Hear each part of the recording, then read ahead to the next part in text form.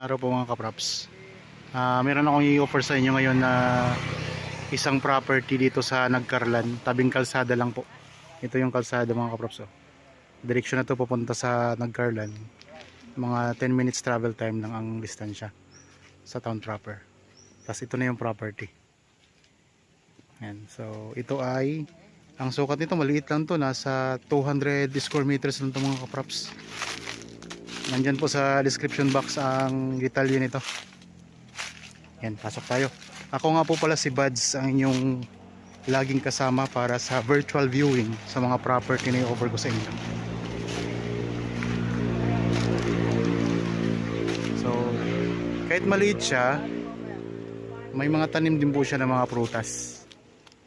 Ayan o, hanggang dyan ang boundary nito. Ito may mga halaman. Itong mga tanim nito ay, yan kita nyo po, mga lansones. Yan, puro lansones po yan mga kapraps. Bali ang korte ng lupa ay dito sa harap, dito sa harap ng kalsada. Yan ang kalsada mga kapraps yan. So palapad po siya, tapos pag ganun po siya, paliit siya dito sa likod.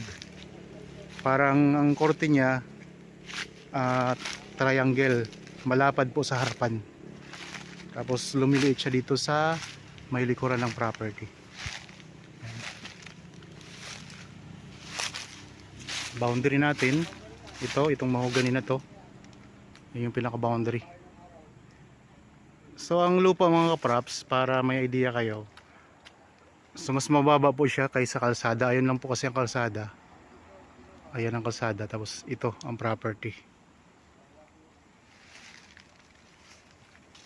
Okay, punta tayo dito sa may pinakalikod. Yan, ito na yung boundary natin.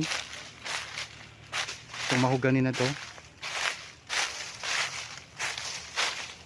Yan, pag ganito siya mga kaprops, pag ganun siya, kalsada na po yun.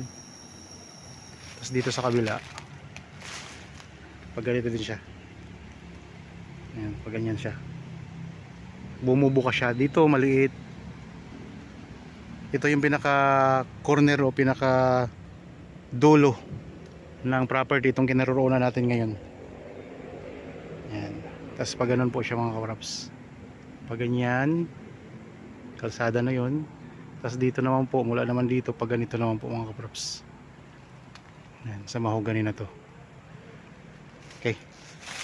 Tapos dito mula sa property, meron tayong matatanaw na magandang bundok. Ayun mga kapraps, may bundok tayo, mountain view. Ayan po, masilaw lang mga kapraps Tabing kalsada lang, wala na kayong problema, accessible sa kalsada. Ayusin nyo lang ng konti, pasok na dito yung sasakyan ninyo. May access ng kuryente at saka tubig. So sa kuryente, ayan ang poste. Nasa gilid lang po ng property. Ayan o, poste. Tapos kung gusto niyo magkaroon ng linya ng tubig, kung magpatubig, pwede kayong magpagawa dito ng deep well mga kapraps. Okay. Kung interested kayo sa property, kontakin nyo lang po kami sa mga contact details na nandyan sa inyong mga screen. Okay, maraming salamat po mga kapraps. God bless po.